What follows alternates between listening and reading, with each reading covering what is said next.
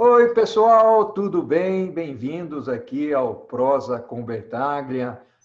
Você que tem acompanhado a gente, que tem nos seguido aí. Nós estamos trazendo hoje um tema extremamente interessante. Nós vamos falar hoje sobre uma região que vem se destacando enormemente dentro do contexto do Brasil. É a região Nordeste e ela tem várias características que são bem peculiares a ela. E a gente pode destacar o seguinte: foi a primeira região no Brasil que foi colonizada lá em 1500 e pós-1500 pelos portugueses. Tem outras características que nós vamos conversar aqui, que é a parte climática e a divisão bastante clara do sertão, do agreste. Agora, tem um ponto interessante que, dentro do aspecto econômico, vem evoluindo, é que a região Nordeste tem praticamente 14%, oscila um pouco, mas 14% do PIB do Brasil, ficando logo atrás aí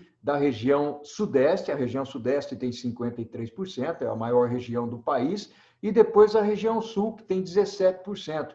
E para bater um papo sobre o Nordeste, eu tenho um amigão, que é o Marcílio. Eu vou bater um papo com o Marcílio sobre a região Nordeste, e o título vai ser Potencial Econômico do Nordeste, com ênfase em logística.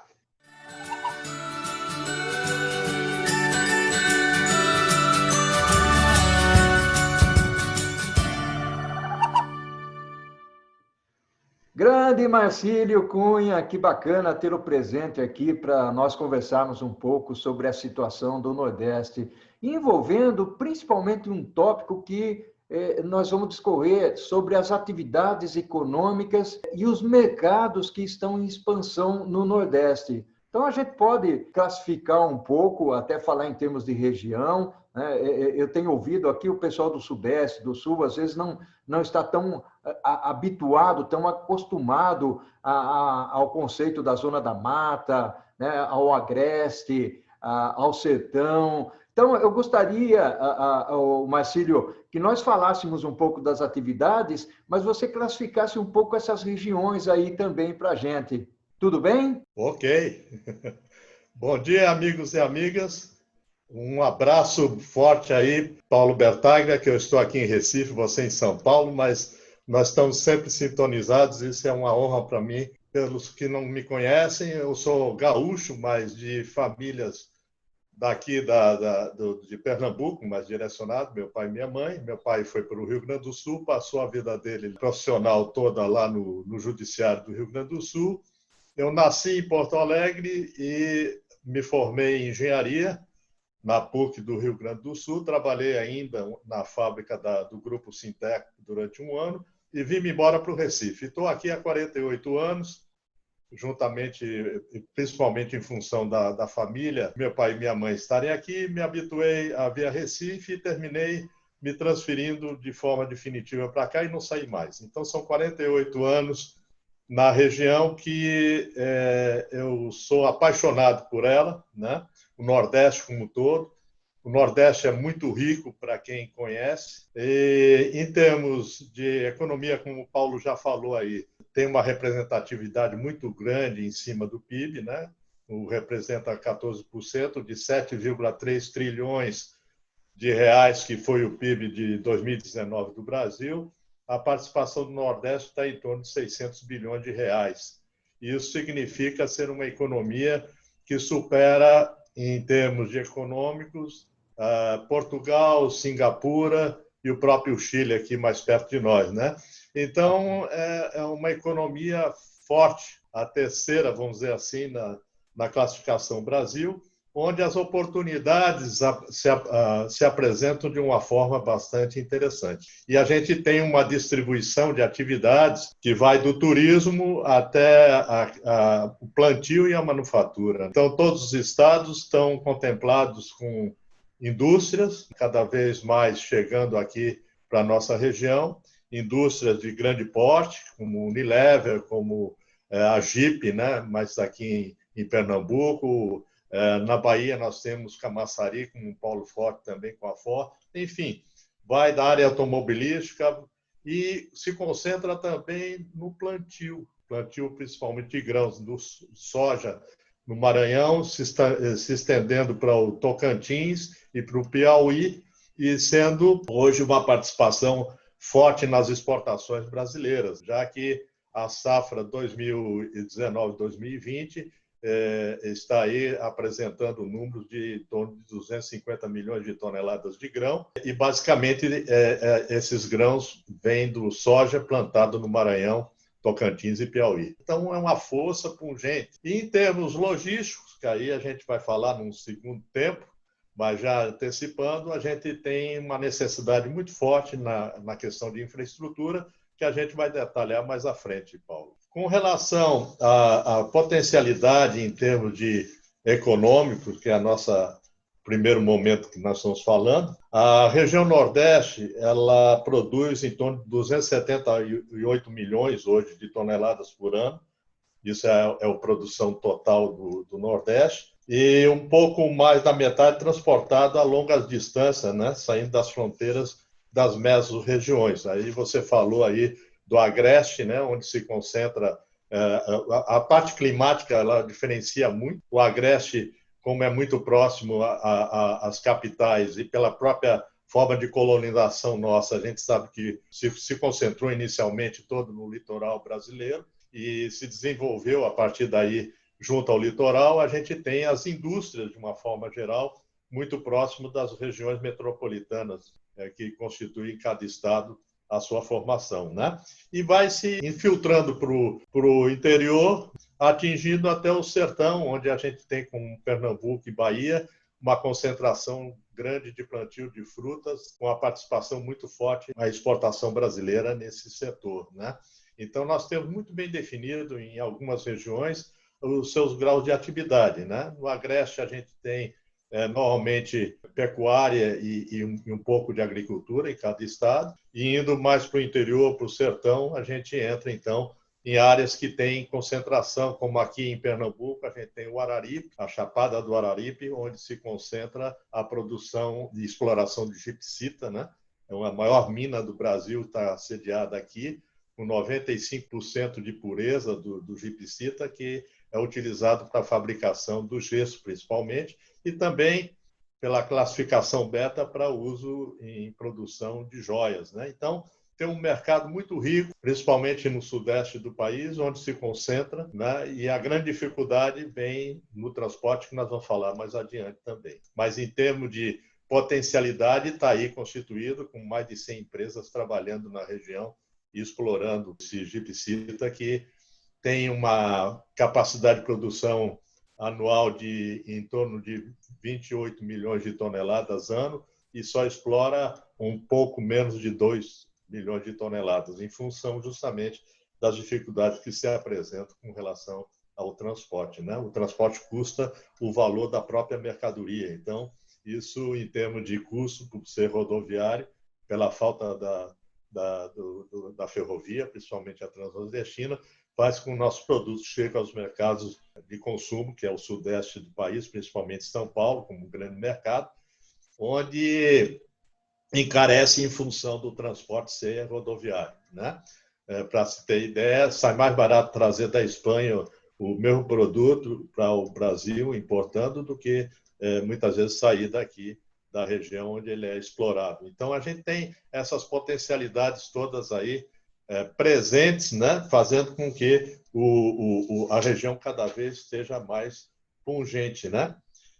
73 milhões de toneladas de produto vem de outros países, de outras regiões brasileiras, porque a gente ainda tem, o Nordeste tem uma certa dependência do Sudeste com produtos que necessitam na região e que a gente não encontra, a não ser trazendo de São Paulo, principalmente, da região sudeste e sul do país, que já diminui um pouco essa dependência com algumas indústrias, principalmente na área alimentícia, vindo para a região. Então, a gente tem aqui fábricas como Sadia, Perdigão e outras empresas, e o desenvolvimento da criação de frangos, né? A cultura de explorar essa área tem crescido bastante aqui na região em função dessas empresas estarem vindo para cá e se instalarem aqui para explorar esse mercado que também é rico. Então, a gente tem um grau de oportunidades aí imensurável, né, com relação a esse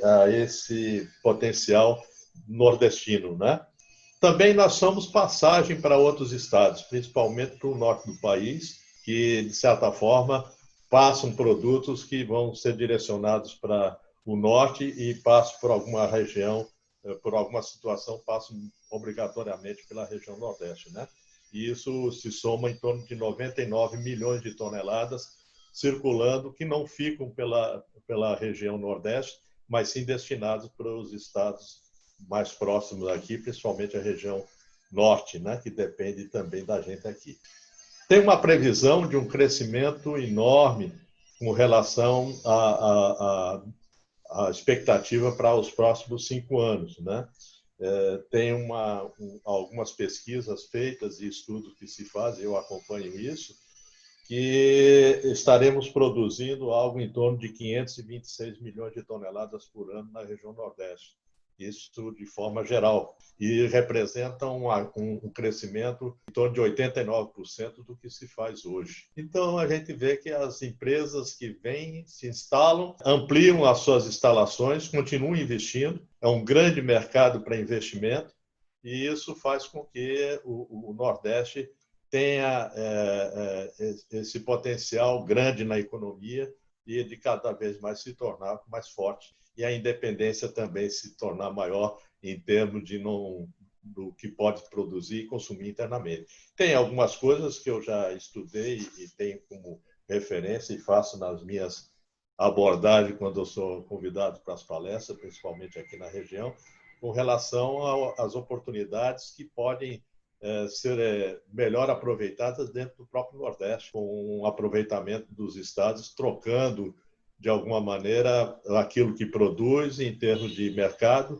e fazer com que muita coisa que é produzida aqui passe a ser consumida aqui mesmo, né? E explorada também. Né? Nós temos minério, né?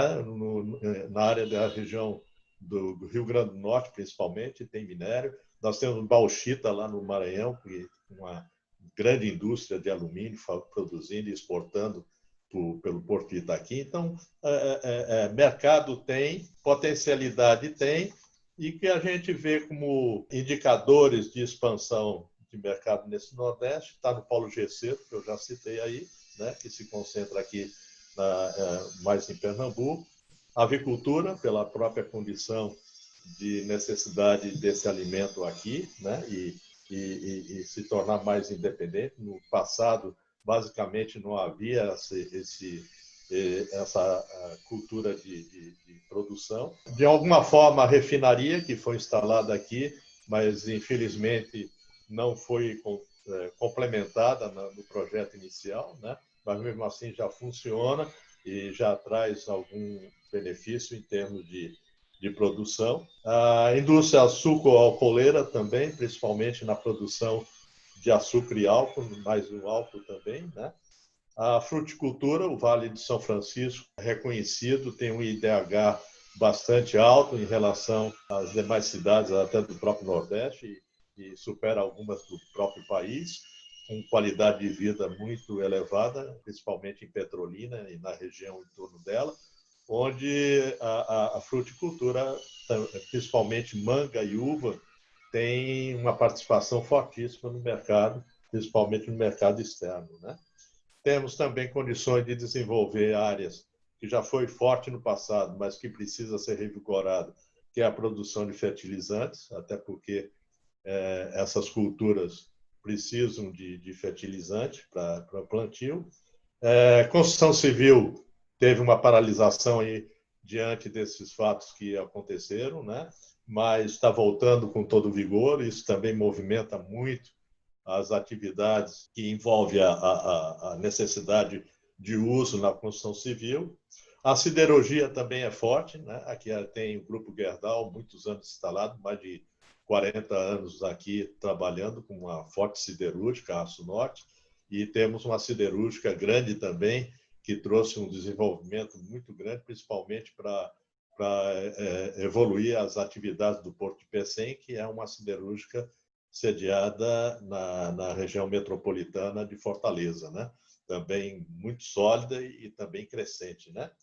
E manufaturados em geral, que vai de calçados, vai a tecidos, né?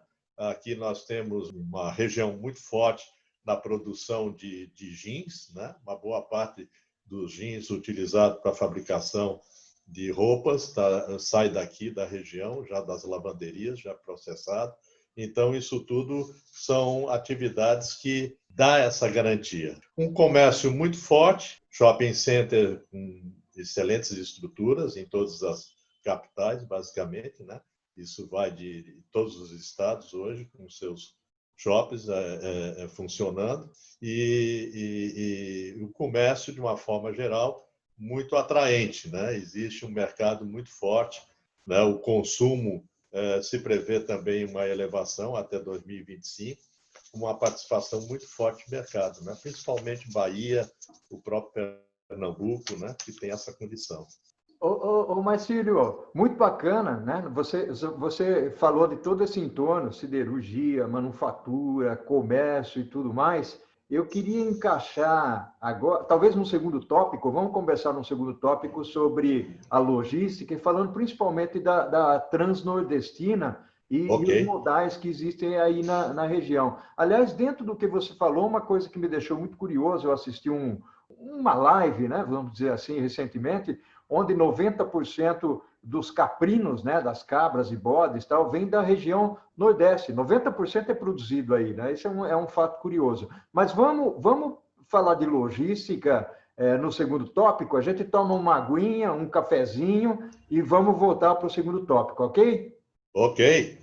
Oi, Marcílio, estamos de volta aqui para o nosso segundo tópico e tem um tema que, para nós, né, que trabalhamos com supply chain, com estratégia, com logística, tem um tema aí da transnordestina. Eu gostaria que você falasse um pouco sobre a logística do Nordeste, a infraestrutura, a transnordestina, os modais que existem por aí. Eu sei que há uma exploração bastante forte pelo lado da cabotagem também. Comenta um pouco para a gente, para as pessoas que partilham aqui do nosso conhecimento, Marcílio. Amigo Paulo, a gente tem, eu tenho uma dor de cabeça gostosa, que é pensar sempre em logística, né? Isso eu já faço há 48 anos, desde o primeiro momento que comecei a trabalhar na área, mesmo sem saber que era logística. Eu comecei na White Martins aqui em Recife, né? E cuidando da parte de distribuição, e menos de um ano eu estava responsável por toda a distribuição norte-nordeste, saindo tudo daqui, principalmente de Recife, né? E depois os outros caminhos que eu tomei, trabalhei na AGA também, a concorrente, trabalhei na Souza Cruz durante 8 anos, fazendo projetos na área de logística, então isso se tornou uma cachaça boa, viu? E, de todo jeito, é uma preocupação que eu tenho com relação à infraestrutura de logística, principalmente nessa atividade de transporte que pesa muito no crescimento, vamos dizer assim, das nossas ações, né? Principalmente com relação à economia que a gente falou no primeiro momento. A nossa malha logística do Nordeste ela é composta por 3.856 rotas de ligação. Esse é um levantamento feito em 2002 pela Confederação Nacional das Indústrias e a Federação das Indústrias aqui da região, e identificaram nesse estudo esses 3.856 rotas de ligação. Além disso, esse estudo identificou 196 nós que representam os principais origens e destinos de carga da região. Como eu falei, nós temos cargas movimentadas do que é produzido dentro da própria região, mas temos também muita coisa de passagem por ela para atender outras regiões, né? Então, isso faz com que exista esses nós aí de origem e destino. E o estudo também sinalizou dificuldades que enfrentam os modais ao passar por esses locais para chegar até o seu local de consumo, onde os nossos consumidores se encontram, né? E aí vem um problema, venho com mais alguns amigos, como Trigueiro, que você conhece bem, Fernando Trigueiro, que é meu irmão de coração. Nós sempre, eu e ele, batemos muito com relação à transnordestina, né? Sempre que a gente tem oportunidade de falar, A gente fala nela porque é fundamental importância, como todos nós sabemos, que sem ferrovia a gente não faz logística, né? Na sua plenitude, né? Então, o que nós temos aqui no Nordeste, basicamente a partir de 2000, que já fazem 20 anos, basicamente o que predomina é o transporte rodoviário, com quase 96% do que se movimenta de carga, né, feito por esse modal. Então, isso mostra que há um encarecimento muito grande e faz, por exemplo, que o gesso de Araripina e a gipsita seja o preço do frete por tonelada o mesmo valor do preço da tonelada da gipsita, né? Então, isso, o gesso hoje está em torno de R$ 200 por tonelada e o preço por frete é o mesmo valor. Então, isso encarece demais e faz com que dificulte, né, a utilização desses produtos saindo daqui, né? Bom, a ferrovia transnordestina, que é a nossa principal ferrovia, ela tem de extensão 6.358 quilômetros. Desses 6.358 quilômetros, está sob concessão da Transnordestina Logística S.A., que antigamente se chamava CFN, né? Que era a sigla anterior, e que abrange os estados de Alagoas, Piauí, Pernambuco, Paraíba, Rio Grande do Norte, Ceará, Piauí e Maranhão, e perfaz um total de 4.238 quilômetros. O restante da Ferrovia do Nordeste está com a Ferrovia Centro-Atlântica, que a outorga de utilização foi dada à Vale, né? Então, a indústria Vale pegou Bahia e Sergipe com 2.120 quilômetros e complementa, então, as ferrovias do Nordeste. Bom, o que a gente tem com relação à ferrovia transnordestina, ela corta basicamente o Nordeste todo. Não tem basicamente um ramal que saindo de Salgueiro, que é interior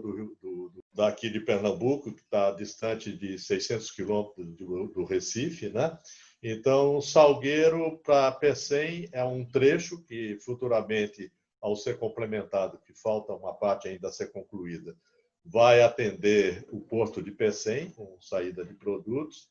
E a outra perna do trecho é Salgueiro ao Suape, que é o porto nosso aqui em Pernambuco, também abrangendo nesse sentido. E um outro trecho, Salgueiro, que vai até Eliseu Martins, já no Piauí, que futuramente tem uma tendência, um projeto de se interligar a Norte e Sul. A ferrovia transnordestina, como eu disse, é de uma falta gritante que, pelo menos aqui na região, principalmente Pernambuco, sofre muito com isso, que desde do ano 2000, que não circula um trem pelas nossas ferrovias, né? Então, a ferrovia transnordestina ela foi iniciada a sua construção em 2006, com previsão de término em 2010, e não aconteceu. Até o momento, nós temos em torno de 53% do trecho de construção, que são 880 quilômetros, né, a serem construídos, então 53%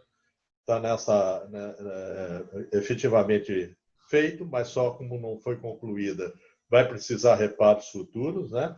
E uma remodelação que envolve mais 1.180 quilômetros, adaptar a estrutura nova, que vai com bitola de 1,60 m, para as bitolas métricas e transformar também em bitolas mistas, principalmente nas ferrovias que existem hoje, perto do litoral, né? Pegando aí Maranhão, Ceará e Pernambuco, Rio Grande do Norte, Paraíba. A Transnordestina ela tem previsão de movimentação, inicialmente, de 33 milhões de toneladas ano.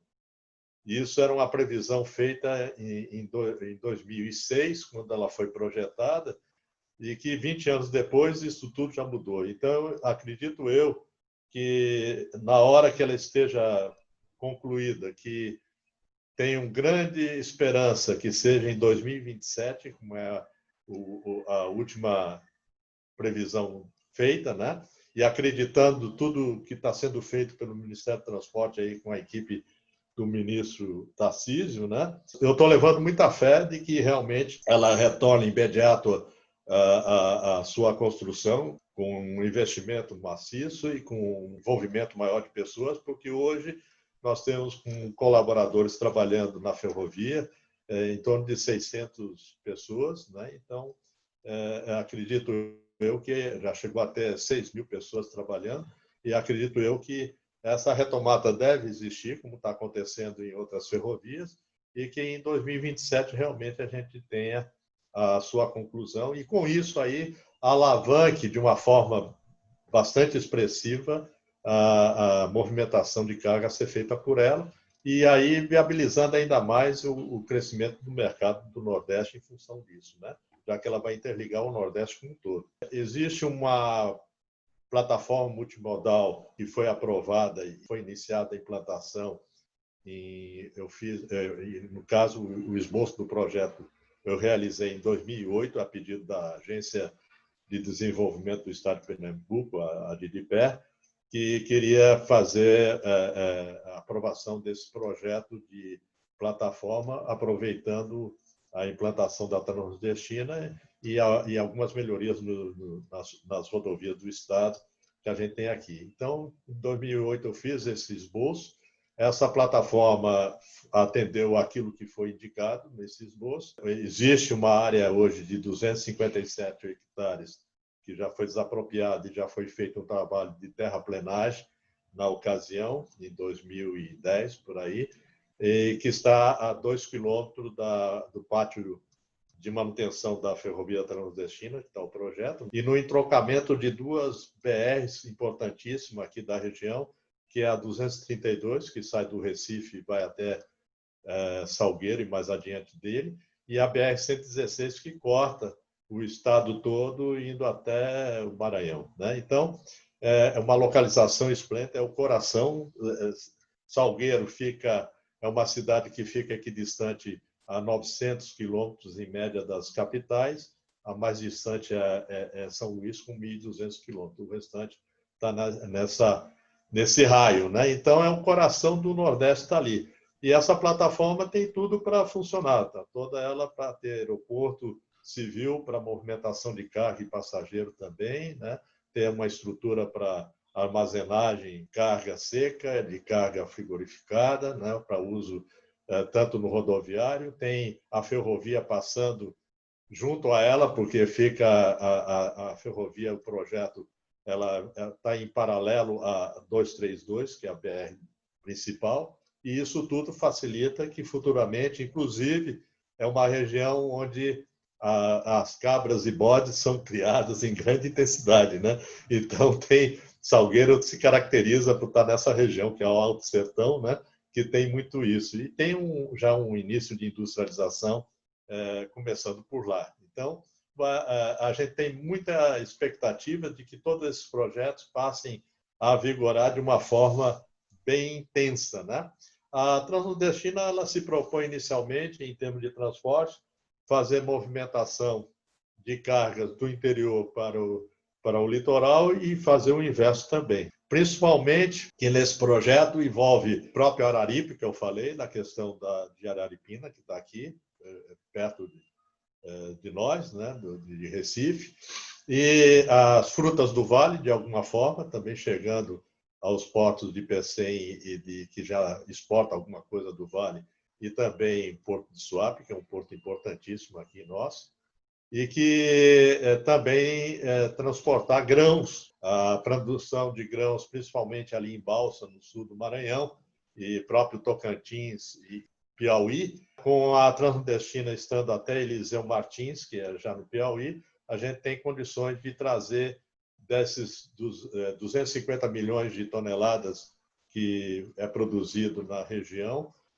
50 milhões ser destinado 30 milhões para ser dividido entre Pecém e Suape para exportação, e o restante dos 20 milhões de toneladas sair pelo Porto de Ilhéus, que é outro porto importantíssimo na Bahia, né? Já existe um projeto interligando Parnamirim, que é uma cidade aqui do interior de Pernambuco, pegando a ferrovia Transnordestina e fazendo uma ligação ferroviária até o Porto de Ilhéus para transportar e fazer chegar a exportação esses grãos também. Então, o mercado é grande. Ok, Marcílio, fantástico, muito bacana. É uma pena, sempre aqui quando a gente começa a prosear, eu gosto mais de ouvir, na realidade, do que de falar, né? Porque eu ouço e aprendo bastante, depois eu transmito nos meus artigos, para os meus alunos. Tem uma parte que eu conheço, então essa parte a gente deixa para outra hora, né? Então, o importante aqui é absorver, que eu costumo usar aquela frase, né, do aprender, reaprender, ensinar e aprender novamente, e tem que desaprender uma parte. Então, é aprender, né, desaprender, ensinar e reaprender. Então, tem todo um contexto aí que eu gosto muito de usar. Ô, Marcílio, com toda essa bagagem que você também é professor, eu gostaria que você deixasse uma mensagem bem curtinha, 30 segundos, para os estudantes de logística ou para aquelas pessoas que têm interesse, né, ou vocação por logística. Eu digo sempre aos meus alunos, né, e nas minhas lives que se fala sobre esse assunto do profissional de logística, eu digo sempre que o profissional de logística ele é 50% conhecimento técnico da área, que ele precisa estar estudando sempre e a todo momento, porque as coisas estão aí acontecendo, né, e surgindo todo um ferramental para ser usado na gestão, né? Métodos quantitativos, pesquisa operacional, principalmente, né? Voltado para a logística e outras ferramentas de gestão. A tecnologia da informação é uma realidade, é uma ferramenta imprescindível hoje para quem faz logística. Então, eu digo aos meus alunos, principalmente os alunos de engenharia, que eu ministro aula em engenharia de produção nas duas universidades aqui, e que eles têm que ter um conhecimento de especialização e criar essa habilitação no que estão fazendo, que é engenharia de produção, e que, se for dedicar à logística ou qualquer outra área, ele tem que abrir a mente para outros conhecimentos que ele vai buscar fora da universidade, que é justamente, principalmente, o aprendizado com relação às ferramentas de TI, né?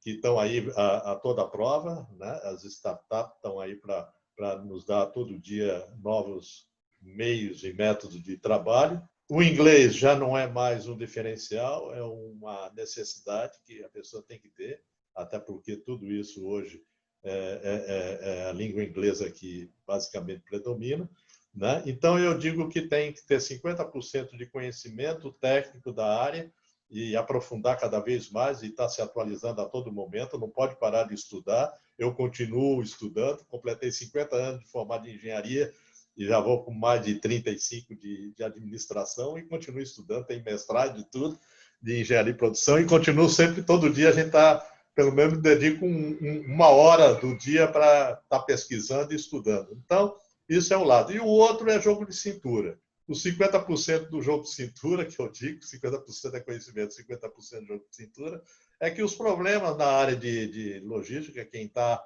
na operação, lá atuando como gestor, ele tem que ter um raciocínio lógico bastante forte, ele tem que ter uma facilidade para trazer do abstrato para alguma coisa que possa ser transformada em dados concretos, né?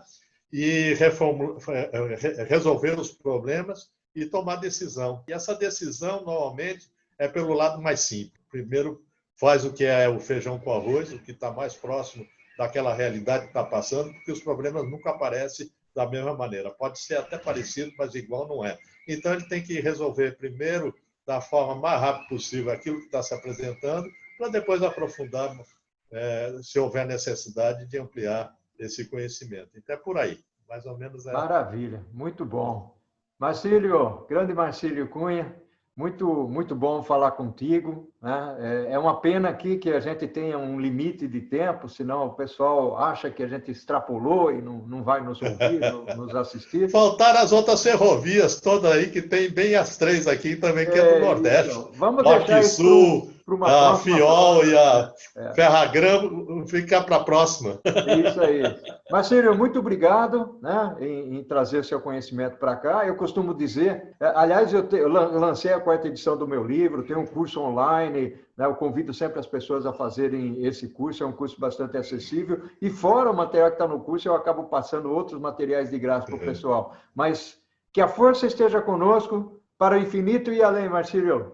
Tudo de bom. Isso aí, meu amigo. Abraço. E sempre conte comigo aqui. Estou sempre à sua disposição e obrigado pela oportunidade. Opa, conto sim. Eu que sou grato. Um abração. Tchau, tchau. Outro. Grato. Tchau.